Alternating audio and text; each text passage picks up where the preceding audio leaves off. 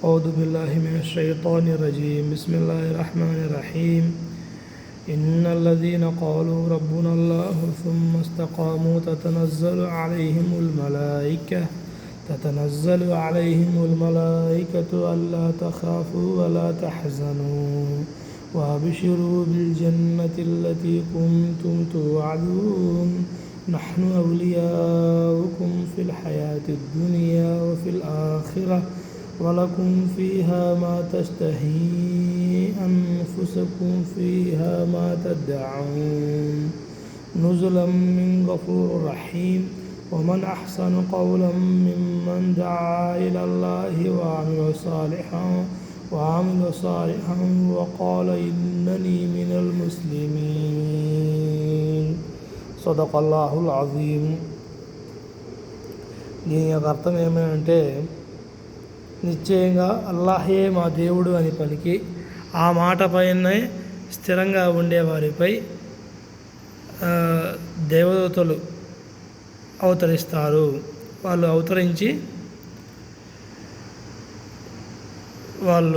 అవతరించి ఏమని చెప్తారు? భయపడకండి, బాధపడకండి, మీకు వాగ్దానం చేయబడుతూ ఉన్న విషయం ఇదే,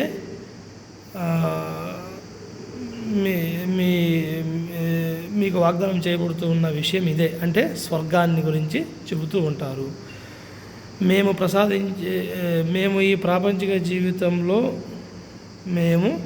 ఈ ప్రాపంచిక జీవితంలో కూడా మీకు తోడుగా ఉంటాము మరియు పరలోకంలో కూడా ఉంటాము.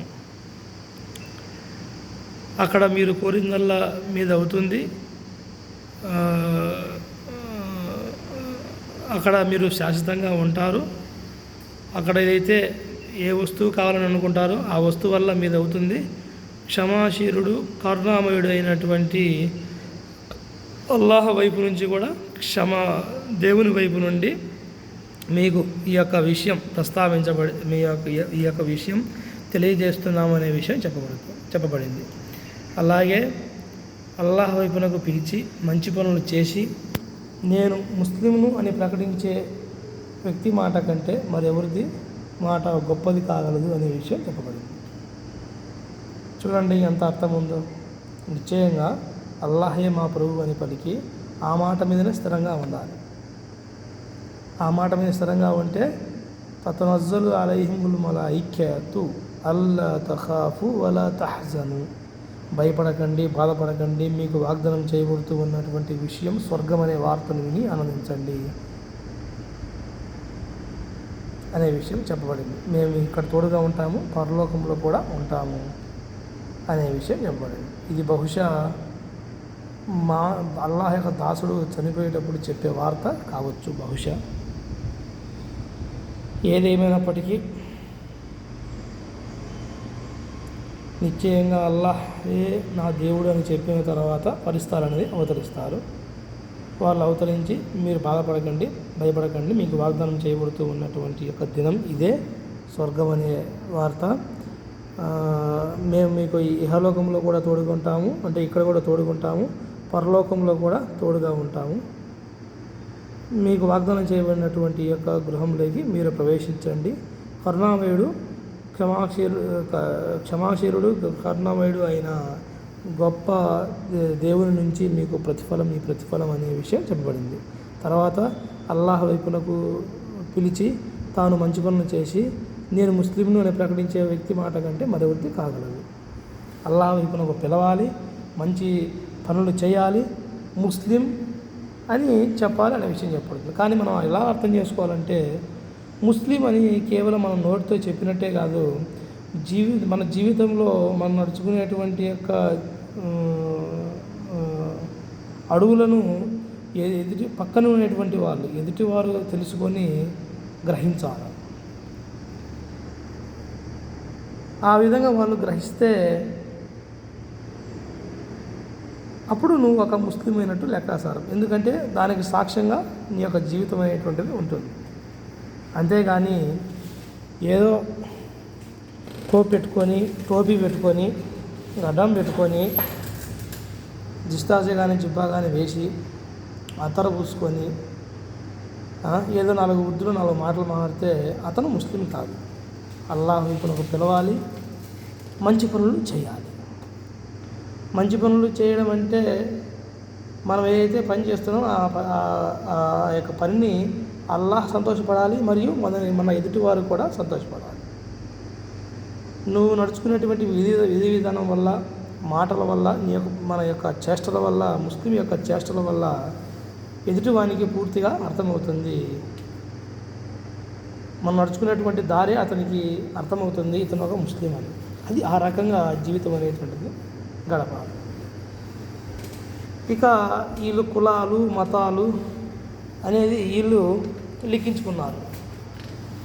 ఏ రకంగా అయితే మనం ఇస్లాం ధర్మంలో హదీసులు ప్రవక్త గారు చనిపోయిన తర్వాత 200 సంవత్సరాల తర్వాత లిఖించుకున్నారో, అదే రకంగానే ఈ జనులు పలాని వాడు ఇట్ట అని చెప్పి పలానా కులం వాడిది, పలానా కులం వాడిది అని లిఖించుకున్నారు.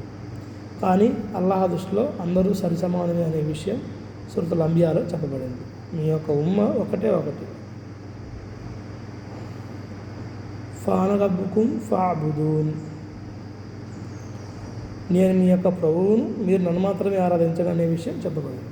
కావున మనము ఏం చేయాలి? తౌహీద్ అనేది తీసుకురావాలి. అల్లాహే మా దేవుడని ఎప్పుడైతే తౌహీద్ తీసుకొచ్చినా దాని అర్థం ఏంటి? అల్లాహే మా దేవుడని అని మాట పలికి, ఆ అల్లాహే దేవుడని ఆ మాట పైన నేను ఒక అల్లాహ్ని ఆరాధించాలి అనేది అతను మనసులో సంకల్పం చేసుకొని ఉండాలి. అప్పుడే ఫరిస్తాలు అవతరిస్తారు. భయపడకండి, బాధపడకండి, మీకు వాగ్దానం చేయబడుతూ ఉన్నటువంటి స్వర్గం అనే వార్త ఇదే అనే విషయం చెప్పబడింది. కాబట్టి మనము అల్లాహ్తో సత్సంబంధం అనేది ముడిపెట్టుకోవాలి. అల్లాహ్ మనకు చూపించినటువంటి ధర్మం విషయాలలో వాటి మీదనే మనం నిలబడాలి. అల్లాహ్ ఏదైతే మనకి ఇచ్చాడో ఈ యొక్క ఖురాన్ గ్రంథాన్ని, ముస్హఫ్, ఖచ్చితంగా దాన్ని పాటించాలి, శిరస వహించాలి. అందులో ఉన్న ఆజ్ఞల్ని కూడా మనము తూచ తప్పకుండా పాటించాలి. అప్పుడే మనం ఒక ముస్లింని చెప్పుకునే దానికి ఒక ఉదాహరణ చెప్పేదానికి మనకు ఆ యొక్క పదానికి మనము అర్హత అనేది కలిగి ఉంటాం. అర్హత అనేది కలిగి ఉంటాం. అంతేకాని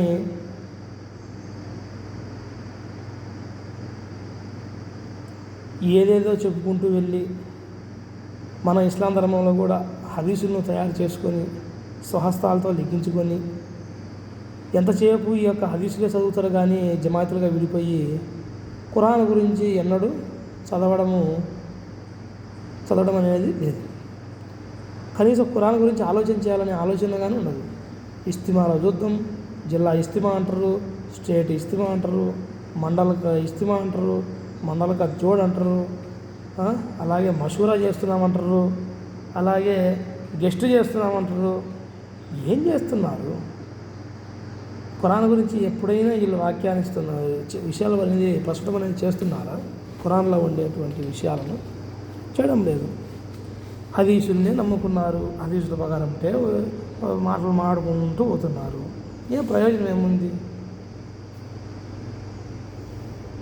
ఒక్క రంజాన్లో వచ్చినప్పుడు మాత్రమే ఖురాన్ గ్రంథాన్ని ఏమంటారు తరీ నమాజులో చదువుతారు. ఫాస్ట్గా చదివేసి ఒత్తులు ఉండవు, తలకట్లు ఉండవు, దీర్ఘాలు ఉండవు, ఆ మాత్రం ఒకసారి చదివితే చాలని చాలా సంతోషపడతారు.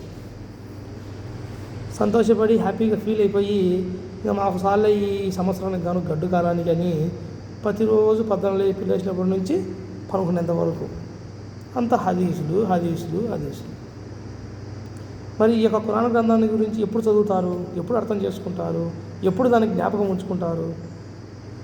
దాని ప్రకారం జీవితం అనేది గడపాలని ఏ రకంగా వీళ్ళు పునరావృతం అనేది చేసుకుంటారు? అది మనమే కొంచెం ఆలోచన చేయవలసినటువంటి సమయం. కాబట్టి ఈ యొక్క ఖురాన్ గ్రంథం చదవడం ద్వారా పెద్ద విషయాలు కూడా తెలుస్తాయి. అల్లాహ్ యొక్క ఉనికి కూడా మనకు పూర్తిగా అర్థమవుతుంది. ఇస్లాం యొక్క పరిజ్ఞానం అనేది ఈ యొక్క అల్లాహ్ మానవుని ప్రసాదించినటువంటి ఈ యొక్క ఖురాన్ గ్రంథం ద్వారా మాత్రమే సాధ్యమవుతుంది. ఇక హదీసులు హదీసులు చాలా డూప్లికేట్ మాటలని రాసుకున్నారు, ఫేక్ మాటలని తయారు చేసుకొని ఒక సహబా ఇట చెప్పిండని, ఒక సహబా అట చెప్పిండని, ఆ జమాయితోళ్ళకి అడిగిపోతే ఆ సహబాలు ఇట చెప్పినని, ఈ జమాయితోళ్ళకి అడిగిపోతే ఈ సహబా ఇట చెప్పినని, తర్వాత సూఫీలని చెప్పాను కదా మన వీడియోలో కూడా. వీళ్ళందరూ ఉన్నారు రకరకాలుగా జమాతులు ఏందో అంత తయారు చేసుకొని మానవులను మార్గ భ్రష్టత్వానికి గురి చేస్తున్నారు.